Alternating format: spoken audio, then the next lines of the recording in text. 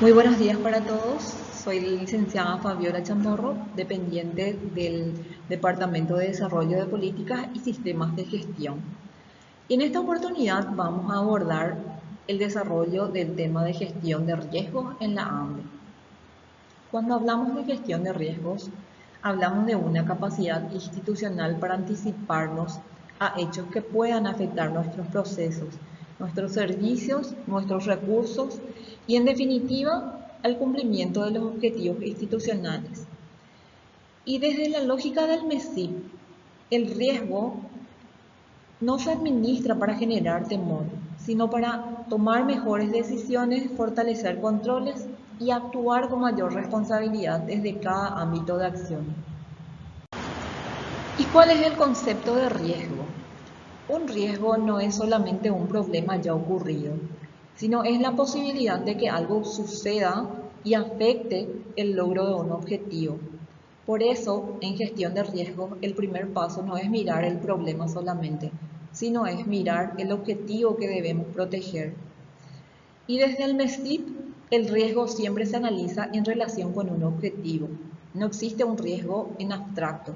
Existe un riesgo porque hay algo que en la institución necesitamos lograr. Hay algo que puede impedir, retrasar o distorsionar ese logro. ¿Y en qué consiste la administración de riesgos? Es el proceso sistemático de identificar, analizar y comprender los diferentes eventos que puedan afectar el cumplimiento de esos objetivos institucionales. Y el MESIP nos enseña que el control interno no es una responsabilidad exclusiva de una oficina o de una unidad técnica. Cada funcionario desde su rol participa en la gestión de riesgos cuando cumple procedimientos, cuando registra bien la información, cuando reporta los desvíos, cuando aplica controles y cuando actúa con criterio preventivo. Y aquí tenemos el proceso de la administración de riesgos que tiene 6 etapas.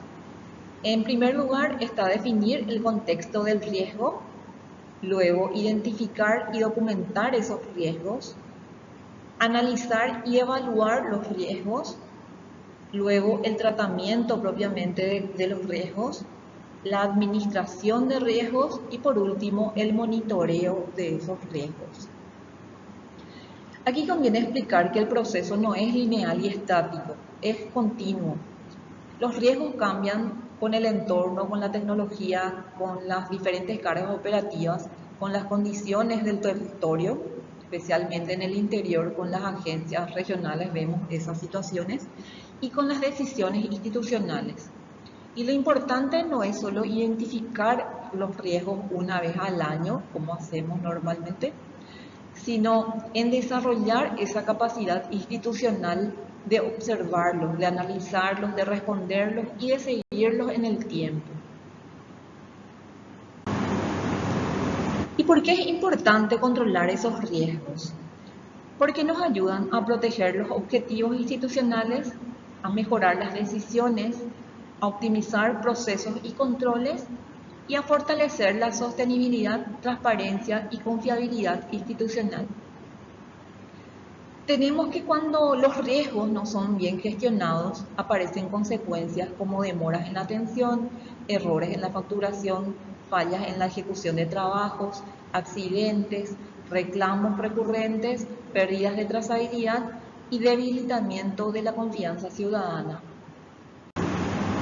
Aquí tenemos la identificación de riesgos, que es nuestro primer formulario dentro de lo que es gestión de riesgos. Se hacen en base a los objetivos institucionales, macroprocesos, procesos, subprocesos y actividades. Y es una de las más importantes desde el enfoque del MESIP porque enseña que el riesgo no se identifica de forma aislada, sino dentro de esa arquitectura de gestión por procesos. Y aquí vemos el formulario de identificación de riesgos en donde hacemos mención a la columna del macroproceso, de los diferentes procesos, subprocesos y actividades. Tenemos la siguiente columna que es la de riesgos asociados, el agente generador de esos riesgos y luego las causas y los efectos por último. Y aquí es donde el funcionario de cada área tiene que hacer especial énfasis en ser lo más detallista posible para ver las causas reales de esos riesgos y cuáles son los efectos que pueden producir esas situaciones de riesgos. ¿Y cuáles son los componentes del riesgo? Los componentes son probabilidad e impacto. ¿Qué es la probabilidad? Es la posibilidad de que un riesgo ocurra en un determinado periodo de tiempo.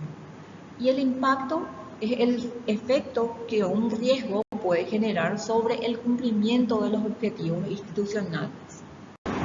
Y acá vemos la matriz de evaluación y respuesta a los riesgos, que no es solo un cuadro de colores o de diferentes categorías, sino es una herramienta para ordenar prioridades, justificar acciones y asignar responsabilidades de manera objetiva.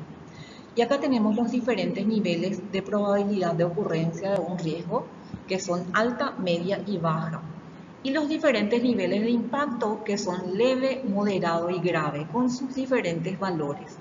Por ejemplo, puede existir un riesgo de probabilidad de ocurrencia baja y de impacto leve. Entonces le ubica en una zona de riesgo aceptable, o sea, es manejable la situación de riesgo.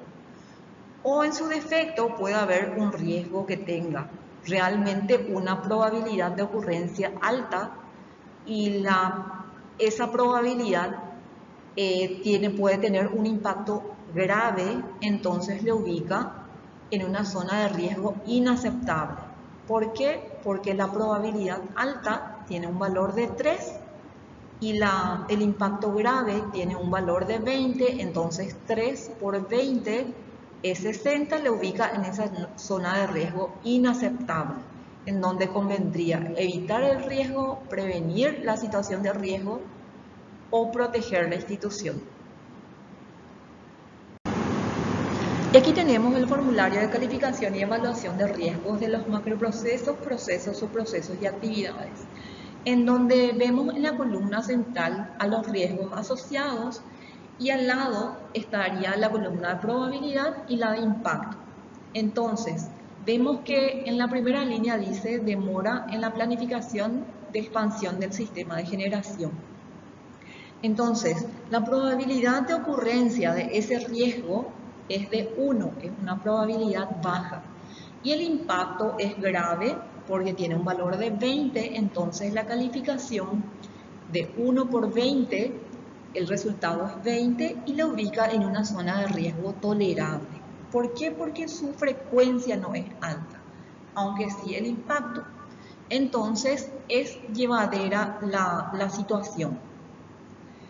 Y en la última línea de ejemplo tenemos la inexactitud de los datos estadísticos recibidos de las unidades administrativas, en donde la probabilidad de ocurrencia es alta, pero su impacto realmente es grave. Entonces, en este caso, nuestra calificación va a ser de 60 y la ubica al riesgo en sí en una zona de riesgo inaceptable. Y en este formulario vemos la valoración de los riesgos que, siguiendo siempre con la secuencia lógica del macroproceso, de los diferentes procesos, subprocesos y actividades, le vamos a dar una calificación del 1 al 5 a esas actividades, en donde en la última columna de esa primera parte vemos la ponderación que ya viene preformulada. Entonces, a esta primera actividad de planificación de la expansión del sistema de generación le damos un valor de 5. Para ese total da un valor de ponderación del 2%. Entonces, en la siguiente estructura, en lo que hace a la calificación de riesgos asociados, en demora en la planificación de la expansión del sistema de generación, también le damos un valor de 5 para su calificación, que da un valor de ponderación del 3% en este caso. Entonces, así secuencialmente vamos dando la calificación, como les dije, del 1 al 5 para ambos casos, tanto de las actividades como de los riesgos asociados. Y aquí en este cuadro vemos lo que es la priorización de riesgos. A un costado izquierdo vemos a los diferentes riesgos asociados a las actividades y vemos al lado el porcentaje de ponderación de riesgo, que serían los diferentes valores que habíamos visto en el cuadro anterior de valoración de los riesgos. Y tenemos aquí arriba, hacia la derecha, vemos las diferentes actividades con sus diferentes valores de ponderación, los porcentajes de ponderación de las actividades, y haciendo un cálculo de lo que fue la calificación para ese riesgo por la ponderación del riesgo y la ponderación de la actividad, ese resultado plasmamos en lo que sería el valor del peso. Eso llevamos a la derecha, en lo que está en colores, que es el total del puntaje del riesgo, y conforme al orden de gravedad de esos valores, vamos dando el valor de la priorización de los riesgos. Y aquí tenemos lo que sería el mapa de riesgos, ya con los productos finales, que serían el total del puntaje del riesgo proveniente del cálculo anterior de la priorización, con el valor de la priorización del riesgo que está en la columna de al lado. ¿Cómo para qué? Para ir haciendo el tratamiento de esta administración de riesgos. Entonces, en la última columna vemos de que en el caso de todos aquellos riesgos que salieron con valores más graves, vamos a ir redactando las políticas de administración de riesgos.